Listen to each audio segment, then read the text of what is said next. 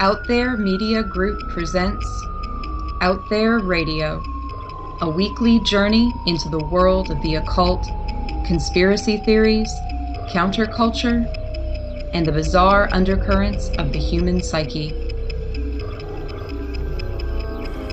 It's Out There with your hosts, Raymond Wiley and Austin Gandy.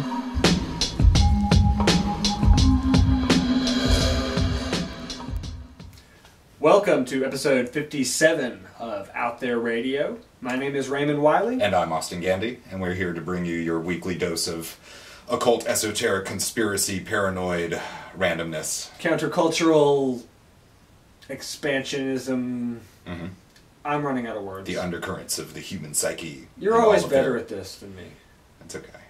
That's why you're the silver-tongued Austin Gandy. That is what they call me. How does that taste? Like fame. Just a brewing. Oh, God. Just a brewing. Well, obviously, yeah. So, welcome to all of our listeners. I hope you've all subscribed to our iTunes and Twitters and Facebooks and checked out the website and left us a comment and all of that hot jazz. We had a good week this week. Mm-hmm. We ranked in the top 100 of all religion podcasts in the iTunes store. We're not really too terribly religious, but it was kind of nice. Like, we were like on top of Rick Warren for a while there, and other people who I despise. I'm not sure that I'm comfortable being under Creflo Dollar. He's next. One by one, we will take them down until we claw our way to the top of the religion and spirituality boards. I just wish that I had a name as interesting as Creflo Dollar. Mm-hmm.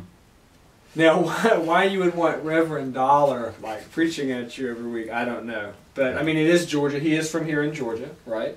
And I mean, we had a politician here one time named Pat Swindle. Served for many years, Austin. Amazing. You should take requests from the listeners for your name change. You remember when Colorado and Washington legalized recreational marijuana this year? I changed my name to Jaw Lion for like a week. That's true. I will never forget, by the way. So we'll figure out what your name is once people start contributing new names. I like Jaw Lion. Can I be Jaw Lion also? We are all in our hearts Jaw Lion. Fair. I think. Fair. So, Happy solstice. Happy solstice, yeah. Mm-hmm. I mean, this is a podcast, so God knows when you're actually listening to this, but it was just the solstice for us. And just yesterday, the sun rose over a South Florida town, and it just so happened that it rose immediately behind the astronomically aligned throne of the Wizard of Coral Castle, Ed Leedskalnin. But we're going to talk about the Coral Castle and all of its various mysteries, ley lines, telluric energies, anti-gravity, and the other theories as to how this mysterious monument in America's Registry of Historic Places was erected in the middle of the night by a 5-foot-tall, 100-pound Latvian immigrant. But before then, the news.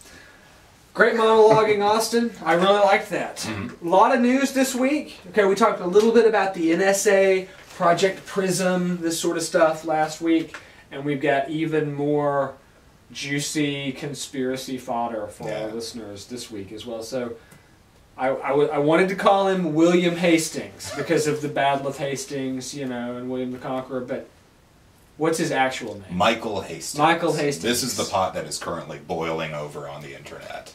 The conspiracy boards are just all on fire about this one. So, on Tuesday,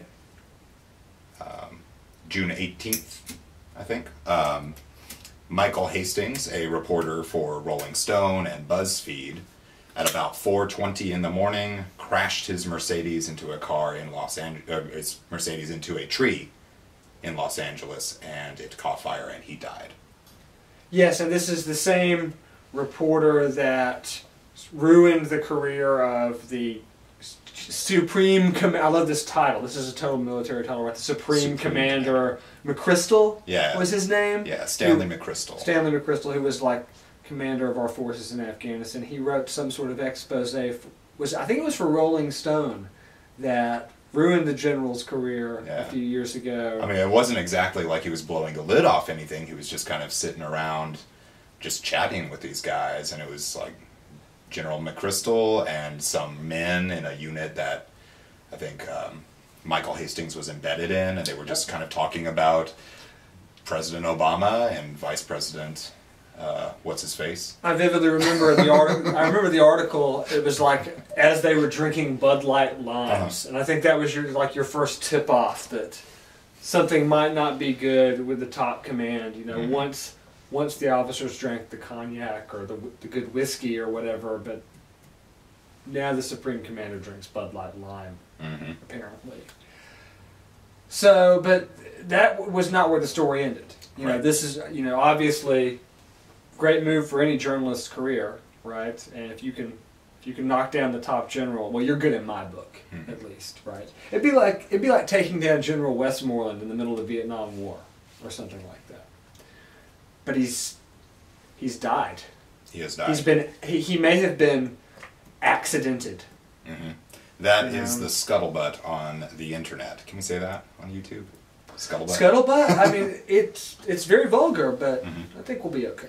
So the conspiracy starts to boil over once we look at some of the communications that Michael Hastings was making in the about 24-hour period before his death. This is like something out of a movie. No, it's pure spy thriller kind of stuff. He sent an email to his collaborators and colleagues, and also copied a Staff Sergeant Joseph Biggs, a man that Hastings met in 2008 when he was in Afghanistan. He blind copied this man on this email that he sent to his colleagues that said, and I quote, "Hey, redacted. The feds are interviewing my close friends and associates. Perhaps if the authorities arrive at BuzzFeed GQ or HQ, may be wise to immediately request legal counsel before any conversations or interviews about our news gathering or related journalism issues. Also, I'm onto a big story and need to go off the radar for a bit. All the best and hope to see you all soon. Michael." And that was 15 hours before his death. You know, this is the kind of communique you'd expect out of someone like Mike Rupert, or somebody that's sort of in the conspiracy genre. But this guy is an eminent journalist. Like, for him to say something like, "I'm going off the grid for a while. I'm about to blow a big story. The feds are going to be sniffing up everybody's butts." Like, scary stuff. It really is. You know, and this on the heels of.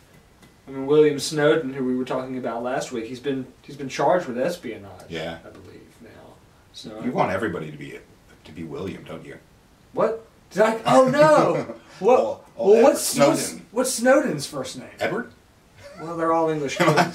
They're all English kings anyway. We've got it right here. Anyway, so, the point is, this is the kind of journalism that Out There Radio is known for. Definitely. 5 Mike classic. So let's talk about what people are saying. There's relatively little evidence to actually go on here. There's actually a remarkable amount of footage, I guess, given that they're in the middle of LA, and about apparently like 5 minutes down the street there was this photographer who showed up with a dashboard cam and took a picture of the flaming wreckage, and like Steven Spielberg comes out of his house and hoses the thing down with a water hose. It wasn't Steven Spielberg. No, but it was a Hollywood producer. Yeah. It was apparently in a residential area of LA, on a 4-lane highway, or on a 4-lane road. It didn't look like, it wasn't like the highway, it wasn't like a busy road, and he crashed right into a palm tree. And I mean, I've driven in LA before. I know people get a little crazy, but there are also stoplights every 3 feet, so. Well, here's the thing, is that the cameraman who got the footage of his car burning up on fire after he had wrecked, okay, he had been sitting down the road a few blocks, and on his dash cam catches the guy go by in his Mercedes or whatever right before the wreck, and runs the red light. Nobody follows him then. Now here's where the conspiracy, I wouldn't say it breaks down, but here's where you say, okay, well, that doesn't really lend itself. You would think, okay, maybe somebody's following him, they run him off the road or whatever. It's like that movie Ronin or whatever. Yeah. But in this case, no.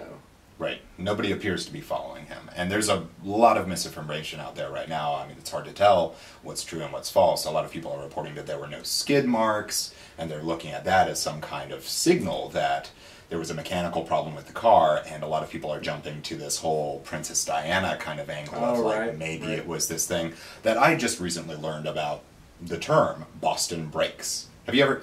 I was going to call it the Boston box. So I'm just going to quit trying to recall any proper nouns in this episode from here on. So what Boston brakes apparently are is a means by which a car with a computerized control mechanism on the inside can be somehow hacked into, or a transponder can be attached to the car to send a signal to disable the brakes or cause the car to turn and cause an accident intentionally, to accident somebody. When you do a search for this actual technology, it returns absolutely nothing but hotbed conspiracy sites that all seem to use this term. But nobody else seems to really believe that this is a thing. The Boston brake, it's kind of like the nanothermite of the Princess Diana story. Very much. Now here's the thing about this though, Boston brakes, this theory, whatever, supposedly Mercedes is the car manufacturer that this is most susceptible to. Right. And both Princess Diana and this eminent journalist, whose name I will not try to say again, both were in Mercedes. Right. So, and it's certainly not the least plausible aspect of the story. I mean, we certainly know that there are technologies out there by which law enforcement can remotely disable a vehicle. If it has OnStar, I think they can turn it off, basically. And there are, various technologies that can disable a car in motion, and doesn't necessarily take a, specific device and somebody following it. So it's not inconceivable that this sort of thing might exist, but there doesn't seem to be any particular evidence. People jump to this Boston brakes terminology in the same way that they jump to false flag. Well, right. I mean, that's the thing about it. It's like just because someone who might have been about to blow a big story dies does not mean that they were murdered. Okay, it could mean that. Sure. But I mean, let's look at the case of Gary Webb, and we'll talk about Gary Webb more in a few minutes. But it was, we've even used the term on this show before. I said, Hastings got accidented. Well, back in season 1, we were talking about how we thought Gary Webb, who was a journalist for the San Jose Mercury News, had been suicided because he had broken this story about connections between cocaine dealing in the 1980s and the CIA. Right? Well, it turns out he actually did commit suicide, and all these details have come out later. What we thought was murder, him getting shot in the head twice, and thinking, oh well, nobody shoots themselves twice when committing suicide. Well, actually, when the first shot goes through your cheek, oftentimes it's not murder. But in this case, I think it's even fuzzier than the Gary Webb, whether Gary Webb was murdered or not. That seems to be pretty clear. With this, I'm going, since all this email, I'm going underground, the feds are going to be looking at everybody, and all of a sudden he gets in a car wreck the next day. I mean, pretty convenient. Yeah, and these flames are being stoked by people from as various backgrounds as good old Geraldo Rivera, and WikiLeaks are jumping into the fray. WikiLeaks tweeting that Michael Hastings had been in contact with their lawyer within like 8 hours of his death, where that correspondence hasn't been released to my knowledge yet.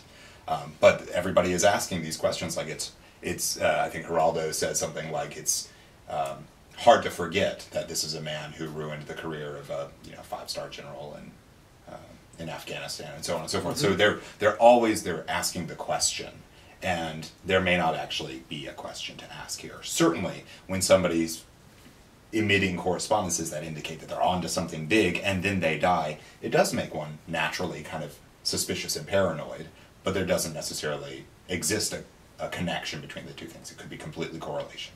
Right. But even so, I would say it warrants further investigation. Certainly. Where there isn't an obvious debunk.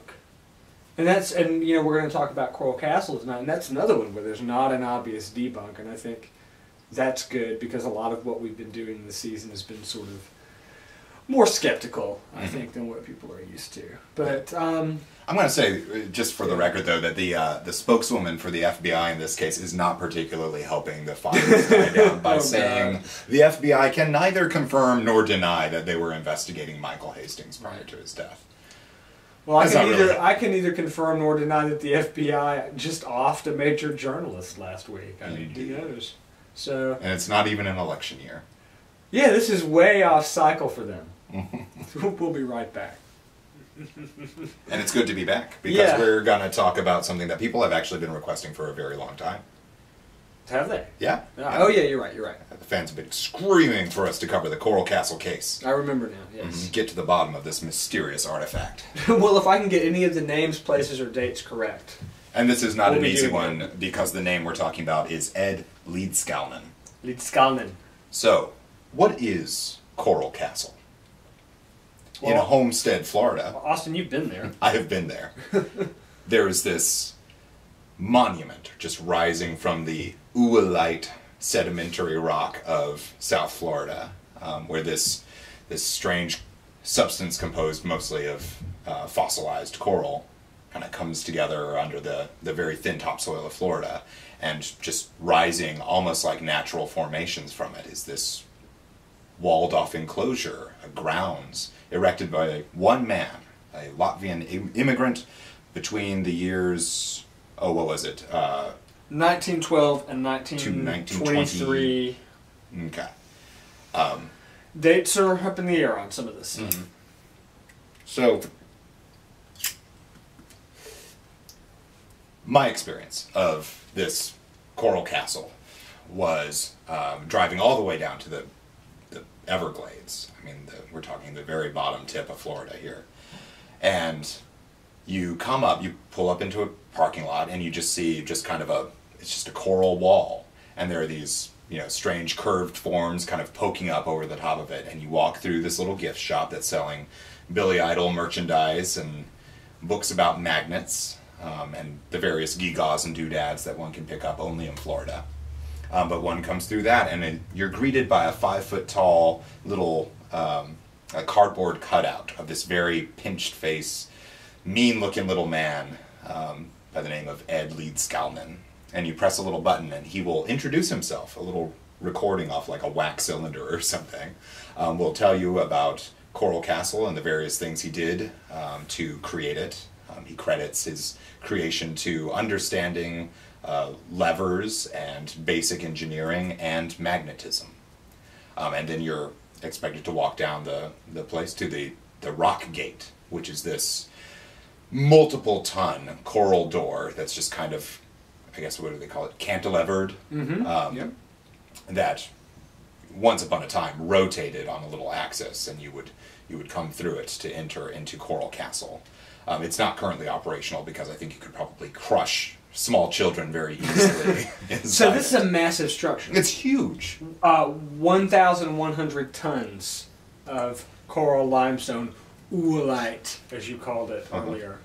That is not a made-up... That's not a made-up word. No, it's a real crystal thing. earth energy kind of word. It is, that is an actual rock. Oolite, I believe from the root ovum, probably, right? Like an egg. It's full of these little sedimentary deposits that look like eggs. Oh, okay. Okay, that's fair. I can see that from the way from the pictures that I've seen. Oh, by the way, if you're on our website right now, if you downloaded the show off our website, you can see a slideshow of Austin's visit to Coral Castle if you want to sort of follow along while you're listening to get an idea. We've talked about the Georgia Guidestones before, another mysterious monument. But this is way bigger. This is a huge structure built by just one guy, not built by a granite industry or anything like that, and not using power tools either. Yeah, the Guidestones aren't unimpressive. But when one kind of comes over the hill and you see them in the distance, it's almost a little disappointing because it's not as big as one thinks. But then again, I had the same feeling about Stonehenge when you come over the hill and you're like, oh, that's actually smaller than it was in my mind. Once you actually get up to those stones, you realize, oh my goodness, these are immense single sheets of rock. But like you said, they were built by the best of the best of the Elberton granite industry, which Right. puts a granite sign up for McDonald's. Right. Now this is much bigger and built by a 100-pound Latvian guy. In the dead of night with no assistance and only the most rudimentary of tools. So one of the things that you see is when you come in is Ed's little shack where he lived. It's not really a little shack. It's more like a coral keep. Yeah. Okay. It's got little turrets, or what do you call them? Spires. And it honest to goodness looks like a little medieval like fort. But you go inside and it is the most bare bones Spartan thing you've ever imagined. I mean, he slept on like a wooden cot, and it's got all of his tools laid out, and most of them just look like bundles of bent wire.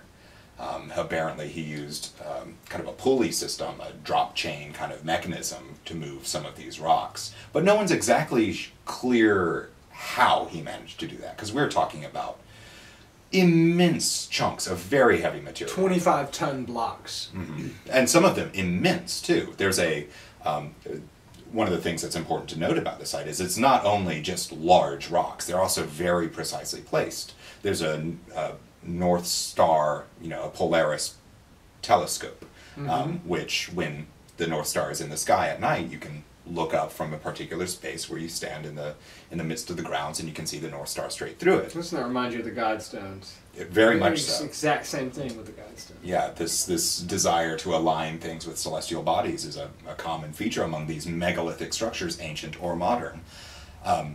And the rock itself, the Polaris telescope, is staggering in its immensity.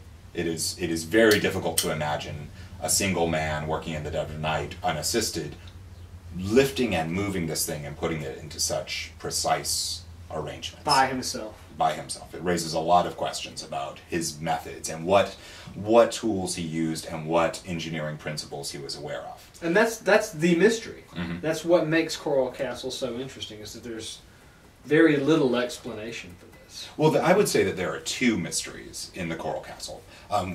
To use the Guidestone metaphor again, to just kind of contrast it to, the real question about the Guidestones is the why was it erected. The how is pretty well established. It uses some really sophisticated machinery and the best kind of engineering tools available. And to R.C. Christian's money. And money. Yeah. The why is the question there. In this case, we've got both a why and a how the hell did this thing get put up. Because this guy's got no money. He's not like R.C. Christian in that regard. Built it by himself, lives in complete poverty, eats what he gardens from what his neighbors would say. And all for his Sweet 16. He's built this structure, he says, for a purpose. Can you... So let's talk about his that? background Yeah. a little bit. We've got a man who's born in 1887 in Latvia and immigrates to America. Do you have the date on that? 1912. 1912. He comes to America. Now, some of the stories are confused because Ed himself was relatively coy about his past and why he left and why he came to America and so on and so forth. But one of the common conceptions or stories that's kind of built up around him is that he had fallen in love with a cousin, his Sweet 16, he would later call her, by the name of Agnes. Unpronounceable last name. We dare not try. We dare not try. Agnes supposedly stood him up at the altar. Researchers have gone into this story a little bit more and contacted some of the people that were in his family in Latvia, and that's the story. That he probably got all the way to the church with his Sweet 16, but she didn't show up. So this poor 5-foot-tall Latvian man gets basically on a boat and comes to America and moves to Florida. Partially because he suffers from tuberculosis. Or so the story goes. He had an advanced case of tuberculosis and he wanted to go to Florida because the climate was better. That doesn't make the first lick of sense to me. Don't people leave humid climates when they have tuberculosis? Don't ask me, man. I mean, that's the story, is that when he was first found in Florida by a real estate agent and pick him up on the side of the road and get, sort of like a charity case, is that he had an advanced case of tuberculosis and that he cured somehow miraculously through magnets or something. Right, he spontaneously recovered and credited magnets as a part of his cure. And that sort of a lead-in into some of the further mysteries of how magnets may or may not be involved in the creation of this immense coral structure that is the Coral Castle. But let's get back into, he goes to Florida. Mm-hmm. He leaves Latvia never to return, right? And kicks around in this odd part of South Florida, doesn't stay in Miami. Mm-hmm. It's a relatively undeveloped part called, I think it was Florida City. Yep. Right? Yep. Realtor finds him on the side of the road. Mm-hmm. Poor, suffering from tuberculosis, not a penny to his name. They help him nurse himself back to health. And he's constantly talking about how he's going to build a castle for his Sweet 16, and he needs to find some land. That's probably why the realtor took him in, you know. You know what, realtors will do anything for leads, as we saw in Glengarry Glen Ross. But, so takes him in, he gets better, they find, you know, he starts looking for a piece of land. Mm-hmm. And he seems very deliberate about the piece of land that he's trying to find. To help him in this process, he finds a bicycle at the junkyard with no tires on it and rides it around all over the area, no tires, and he gets the name Crazy Ed. Mm-hmm. And people start to notice him. These metal frames that he's just like scraping along the road. Which is funny because later in the story we hear that he wears iron-soled shoes, which we'll get to that later. But so okay, finds this piece of land, right? It's the worst, crappiest piece of land anyone can imagine. The realtor can't believe that he wants it. Gets it for basically nothing for him. You know, they sign on the property. They come back about 3 weeks later wanting to check on Ed to make sure he's okay. And there he is lifting the first of these giant stone blocks up in the air. He's got it apparently hoisted up onto a crane or something, or hoisted up onto a pulley and a chain. They couldn't believe it. You know, this little 100-pound guy has a giant coral limestone block just hoisted up into the air somehow. And that's when the stories basically start about Coral Castle, and people become more and more fascinated with the procedure that is unfolding in this backwater bit of Florida. So people start to visit him. You know, ask him why he did it. He says for his Sweet 16 every time. Which, of course, you mentioned Billy Idol, right? And that's where the Billy Idol song "My Sweet 16" comes from. And it's, if you read the lyrics, you can tell it's kind of about this guy. It's about Coral Castle. So, so people come to visit him. Right? Start to visit him all the time. He starts to charge admission, 10 cents a pop, to come see the Coral Castle. Yeah. They ask him how he built it. He won't tell them. He has all these coy responses, right? Like, oh, well, I just know a lot about pulleys and levers. And also I've unlocked the secrets of the Great Pyramids. Yes, exactly. Just offhandedly. And of course, this is South Florida in the 1920s, so you can get away with saying, I've unlocked the secrets of the pyramids without it becoming some kind of national news or something. So. But he definitely attains the status of local legend relatively quickly. And yeah, so just to give a little more, I guess, insight into the way this thing looks, like what people would have seen kind of going up it day by day was first off a walled enclosure and these various mysterious structures kind of coming up within it, peeking up over the top. And yeah, he had these various signs up, one saying, you will be seeing unusual accomplishment, Ed. And then instructions to ring twice, exactly twice, or you would not be admitted. And then to deposit your 10 cents or 25 cents, or whatever it was, 10 cents into the box, and Ed would come down from his keep or interrupt his work and let people through the revolving multi-ton coral door. And give you a tour and tell you about his Sweet 16. And once you're inside, so there's the keep and there's the walled enclosure, but for the most part the grounds themselves are open to the air. But arrayed around it are these very strange structures, like the wall itself is decorated with things like a representation of the planet Neptune and Mars and the moon, several moons actually, kind of a recurring motif. Perhaps it was a map back to Ed's home planet. We'll get there. We'll have to do it in the next segment, though. Yes. We'll be back. To continue talking about the mysteries of the Coral Castle. and the wizard who created it. Mm-hmm. You're not the only wizard on Out There Radio this week. It's true. But I have sat in Ed Leedskalnin's throne. That was a pretty cool moment. Yep. So, what did you feel when you were there? So this may be getting a bit afield, but I fully believe that there are such a thing as like a genius loci, like a spirit of a place. And this place, whether you ascribe to the idea of telluric energies or earth harmonies or anything like that, it feels weird.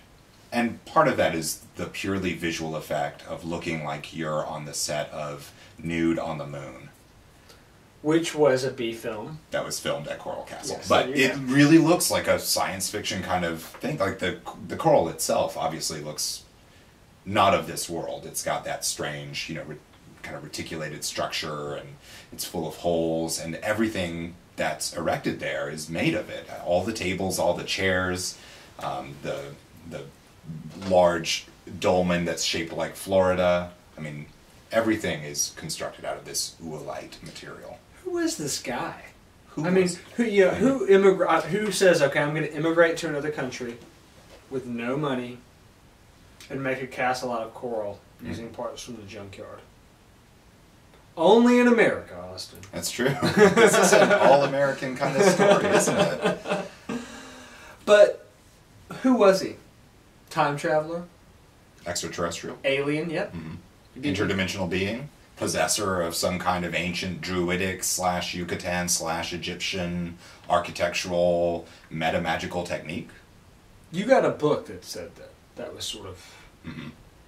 Now, okay, this guy, we were talking about the Guidestones earlier, Uh-huh. right? And like the Guidestones with R.C. Christian, this guy leaves written work behind. That's true. And a lot of strange treatises. That's my favorite 50-cent word, treatise. He's got one book that actually reads not dissimilarly in tone to R.C. Christian's Common Sense Renewed. Common Sense Renewed. It's called A Book in Every Home, I think. Yes. And he really wanted this little treatise on proper social behavior of men and women to become something that everybody would have. And it is a bit problematic. Wait. It's about how people should behave properly. Yes. But you also told me that there was a spanking chamber there at Coral Castle.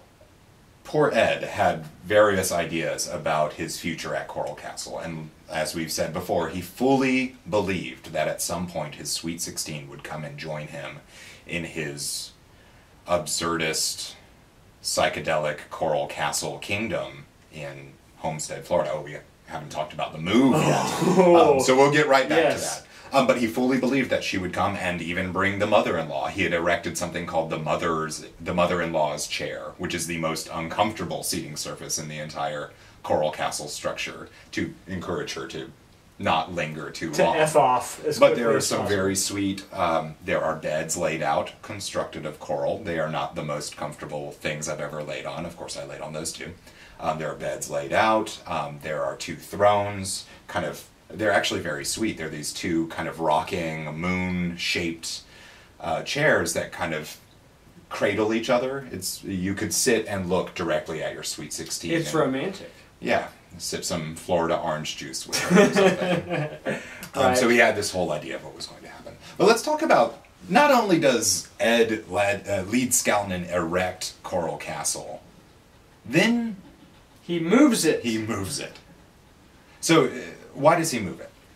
Okay, there are multiple stories on this. There are a lot of different versions of this story. Apparently, Ed got beat up by toughs.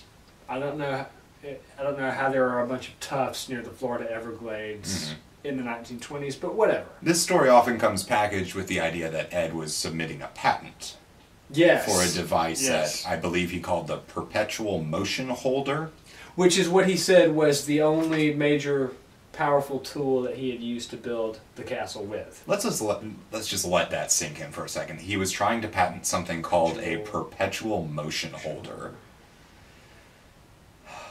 which I'm conceiving as some kind of flywheel, except it maintains its momentum indefinitely. Stories are that it was almost like a Tesla coil or something like that, where it was a piece of metal or rock with wire huge amounts of wire wrapped around it, and then it had magnets, and you'd crank it up, and the magnets would chase, quote unquote, chase each other. This is what I've heard in some interviews about this topic. Which is the basic way that a dynamo works, spinning magnets around a coiled bit of a wire. Right, but except one that usually uses you have to put power into the dynamo for it to work. So right. And it is worth noting that while Ed was constructing Coral Castle, he was not using electricity from the power company.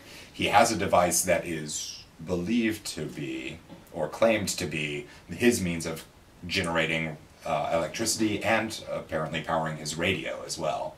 And it looks like a Baroque mad science kind of prop. It's this hand-cranked infernal machine, and apparently that's how he generated his current.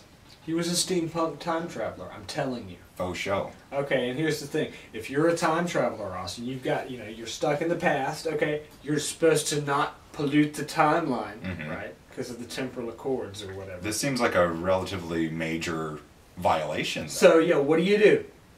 Move to some place in Florida, build yourself a coral castle, charge people 10 cents. At first 10 cents, later 25. I see. Because he moves it. Now we got off topic right, with this time traveler stuff. He moves Coral Castle one block at a time on a flatbed truck. On a flatbed truck. Takes him 3 years. Yeah. I need to do some math on how much flatbed trucks can move. Because it's inconceivable the size of some of these blocks. Okay, the story goes that it was an old Mack truck and that the tires were solid rubber. Aha. So they wouldn't pop from the weight of transporting 20-ton stone blocks. Point is he did move it. It's recorded in the stone at the site from the pictures I saw. The thing about it is how did he move it, right? Because he would call the truck driver in. Truck driver would come and park his truck next to the block that Ed had set out. And then Ed would tell him to go and walk around the corner for a minute. The guy would hear his shocks creak on his truck. He'd walk back around in this flipping 10-ton block of coral sitting on his truck. There's a story about teenagers sneaking into the Coral Castle. Kind of hard to find primary sources on this, but supposedly they snuck in because Ed was very secretive. Like, as this story kind of indicates, he didn't even let the truck driver in on how he was moving the blocks. He would stand up on the parapets, I think is the word I was looking for before, and keep an eye out for folks in the woods who were trying to unlock his secrets. Yeah. And he would see them out in the woods and say, "Can I help you?" Basically. And people said that his ability to spot someone spying on him was uncanny. That it didn't matter. Like, he would always know somehow. Alien? The evidence is stacking up in favor of Alien. This might actually be Occam's razor. It might be easier to believe that he was an extraterrestrial than that he was just he appears to be, a guy who was capable of these feats. But anyway, the story goes these teenagers broke in and Ed, I believe, called the police to have them removed, and the teenagers kind of got let go after they told the police officer that they had seen Ed moving these blocks as if they were helium balloons, just as easy as if nothing. Right. And once again, what did he say? I've discovered the power with which the pyramids were built. I'm like I said, we've been more skeptical this season. My skepticism fails me at this point. How was this built? You've been there. You've seen it. I watched the old In Search Of episode about this from 1980. By the way, Nimoy's got awesome mustache. Worth the price of admission just for Leonard Nimoy's mustache. Yes.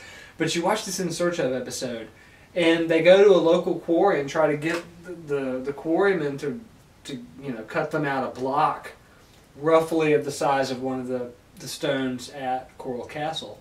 And it takes them 3 hours or 4 hours to cut it out. With a diamond-tipped, state-of-the-art kind of grinding tools. And they can hardly even lift it with a, construction 600 horsepower crane or whatever. So Ed's got none of this stuff. And yet he still is able to build this thing.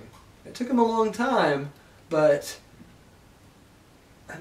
there's just no real good explanation for it. But allow me to make a list of things that I can't do unassisted, Right. It's inconceivable. how industrious and clever this man must have been. Yes. And that's the thing, you know, a lot of people come out and kind of try to skeptic up on the Coral Castle. And they'll say, you know, well, back in the day, you know, people had to be more resourceful and clever about levers and pulleys and using, you know, counterweights to move immense things. And we've certainly seen people, you know, make some very compelling theories about how the Stonehenge stones were moved across a countryside and so on and so forth. But it still usually involves large teams of slaves or willing cult member participants or what? Yeah, whatever it is. Not one guy. Nobody ever said, you know, the Sphinx was built by this one guy. Right. Merlin himself went out and, using some pulleys and levers, lifted all of Stonehenge. Like, it's not a thing. I mean, but that's the sort of the consequence if you take this all the way out of what this could mean. Like, okay, maybe he had no special anti-gravity, magical alien powers. Maybe he just did it of his own ingenuity and his own engineering skill. What does that say for his ingenuity and his engineering skill that he could do that by himself? I mean, you couldn't build Coral Castle now. It would cost you just untold millions of dollars. You needed the kind of crane you would need to probably put up a roller coaster or something like that. You couldn't just do it at night by yourself. Yeah. So this is the interesting thing I think about Coral Castle, is that when you get down to the how, it's also crazy. So in order to try to figure out the story, not just the why, which is a mystery in and of itself, but the how of it, people tend to go pretty bonkers. And I have here our primary research material, a gift from our good friend Paul, The Enigma of Coral Castle. This is for showing it to the camera for the benefit of our video viewers. And it is a scholarly work by one Ray N. Stoner, a Bachelor of the Arts at the Bradford Institute of Ultra Science. Holy crap, it's ultra science. Ultra science. So hold on to your hats. And what it is mostly a treatise on Earth harmonic energies and the various correspondences between Coral Castle and the pyramids at Giza and the Chichen Itza, Maya pyramids, and so on and so forth, and of course, old reliable Stonehenge. And trying to make this argument that they're all the product of a lost technology of sacred geometry, tying together these powerful sites all across the world in some kind of harmonic web. And that somehow our good friend Ed was somehow a participant in these mysteries, that he had come into contact with this body of knowledge that we believe is now lost and would call magic. Okay, I'll go with an even simpler explanation. What if he was some incredible savant? Mm-hmm. Just some super genius, and he was the only one that ever figured it all out. Yeah, I mean, it's worth noting that there are people who are trying to replicate his ability to move immense stone objects in their backyard. And, you know, in this day and age, there are a lot of very clever, very industrious people who will embark on pretty insane projects just for the amusement of it, and nobody has been able to replicate stone movement at this scale. Yeah, I mean, like, when you compare it to the other things people try to do to mimic ancient peoples, like forging a sword or trying to sail across the ocean in an older ship, this seems way harder to me. And I think, you know, I mean, the time we've had to cover this topic today has blown by, right? And I think this is going to be a story that we come back to. I certainly hope later so. in the season. I got into the research on this, and all I wanted to do was read more about it. I want to read A Book in Every Home. Mm-hmm. And Magnetism, which is his masterwork of engineering, which starts relatively understandable, talking about just the basics of what a magnet is, and then goes super crazy. Way crazy. So once we have the magnetic powers and the etiquette, we'll know everything we need to know about the alien culture that Ed represents. Why is he gray in every picture ever taken of him? Black and white photography? Nay. Nay. Because he is a gray alien. Yeah, so I like this idea of us picking a story back up further down the line, when we have more research, more to talk about, and more time. And more time. So, before we, split for this week, Austin, like I said, we had a really good week in iTunes and in the podcast rankings, whatever, for whatever that's worth, this past week, and we really appreciate our listeners' help with that. If you would like to contribute to our taking over the religion section of the iTunes store and stomping all the mega preachers, well, you can leave us a review in iTunes or just subscribe to the podcast or any of your other favorite podcatchers. I mean, we're in Zune and Stitcher, and I can't even keep up with it. Leave a review. And also, if you have any questions about the Coral Castle mystery or any insights that might be helpful, feel free to interact with us on the YouTube page or any of the other various outlets. Yeah, Facebook, Twitter, whatever it may be. And thanks to those listeners who have made donations in the past couple of weeks. I got my hair cut because we're that poor. And we really appreciate everything. And we'll see you next week. Right? Yeah. Cool. Good night. You have been listening to Out There Radio. For more information or to access premium episodes, please visit us online at outthereradio.net.